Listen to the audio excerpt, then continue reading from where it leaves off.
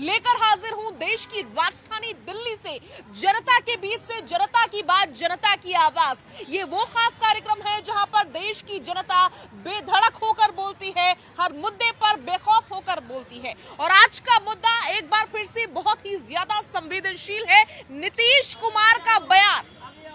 ऐसा बयान जिसको लेकर के लोगों की नाराजगी खुलकर जाहिर हुई, लेकिन इधर आरजेडी ने ऐसा बेतुका ट्वीट कर दिया कि हर महिला की निगाहें शर्म से झुक गई हैं। सवाल यह कि नेताओं की सोच को आखिर क्या हो गया है, इस देश की संस्कृति को धूमिल करने पर उतारू क्यों हो चुके हैं। इसी मुद्दे पर करेंगे बड़ी चर्चा, जुड़े रहिए हमारे साथ। लेकिन सबसे पहले एक रिपोर्ट आपकी टीवी स्क्रीन पर। और वो जब शादी होगा लड़का लड़की में, तो जो पुरुष है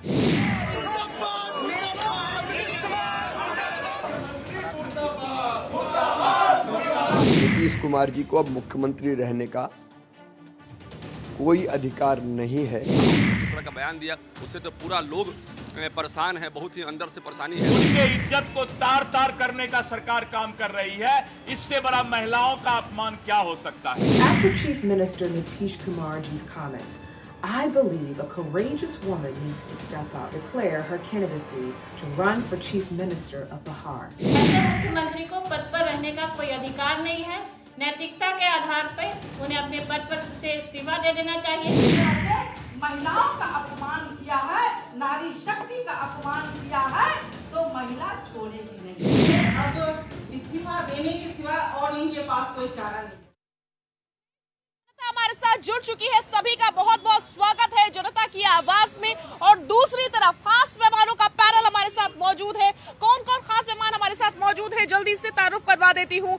अश्विनी मिश्रा जी हमारे साथ मौजूद रहेंगे, आरबी उपाध्याय जी हमारे साथ मौजूद रहेंगे, नीति शर्मा भी हमारे साथ मौजूद रहेंगी, खेमचंद शर्मा जी मौजूद रहेंगे, संजीव कौशिक जी भी मौजूद रहने वाले हैं। और संजीव जी के साथ ही शुरुआत करूंगी क्योंकि कल भी यही मुद्दा था और तब डिफेंड कर रहे थे संजीव जी। संजीव जी, आप मुझे बताइए कि ये जो बयान आया था नीतीश कुमार का, कहा गया उस पर कि भाई उन्होंने माफी मांग ली है, कोई बात नहीं, बात को खत्म कर दो। लेकिन आरजेडी का जो बयान आया है, इसने तो सभी को चौंका दिया है, महिलाओं की निगाहें नीचे कर दी है। इतनी गंदी बातें।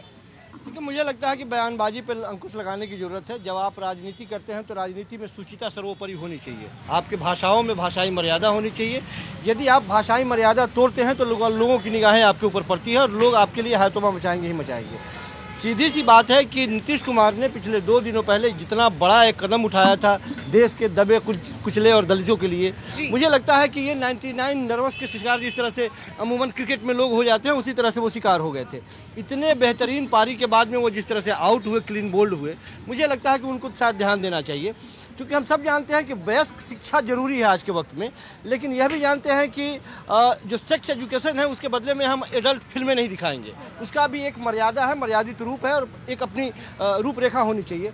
स्कूलों में पढ़ाया जाए। हमारे देश की संस्कृति यही कहती है। तो जिस तरह से जिस भाषा का उन्होंने इस्तेमाल किया सदन के अंदर, सबसे बड़ी बात यह है कि एक मुख्यमंत्री होते हुए भी उन्होंने माफ़ी मांगी।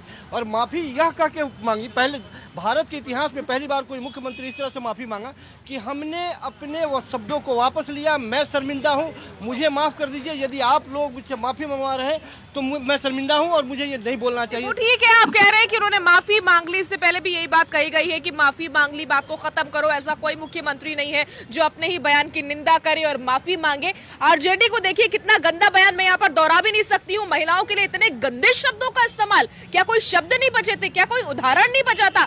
मतलब मानसिकता दिखती है ना। मैंने कहा कि शब्दों की अपनी एक मर्यादा होती है। जब भी हम कुछ बोलते हैं, मुझे लगता है कि खास करके एक बहुत बड़ी पार्टी है राजद पार्टी, और आरजेडी को किसी भी ट्वीट करने से पहले उनको एक बात समझनी चाहिए कि इसका व्यापक प्रभाव क्या होगा, महिलाओं के ऊपर क्या प्रभाव होगा।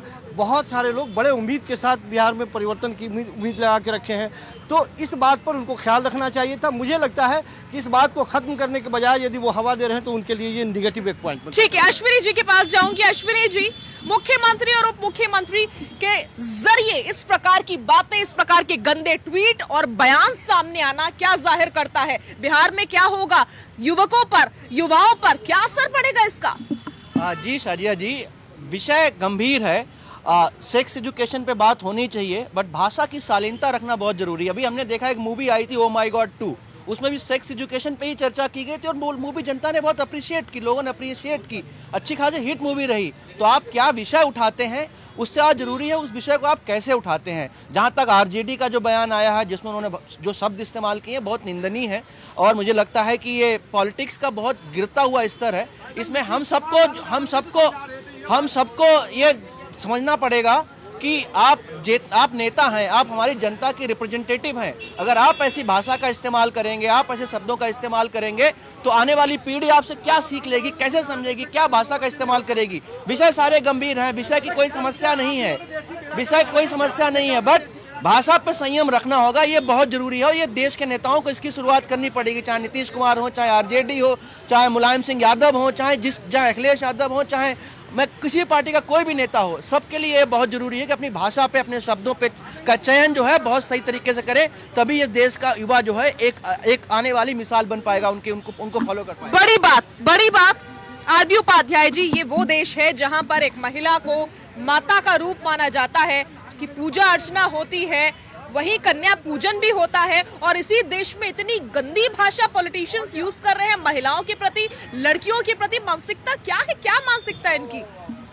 देखिए, पुरुष प्रधान समाज है और पुरुषों की जो मानसिकता है उसमें भी जो राजनीतिक लोग हैं उनकी मानसिकता किसी से छुपी नहीं है और इस तरह के लोग जब राजनीति में आएंगे तो राजनीतिक शुद्धता की उम्मीद नहीं की जा सकती।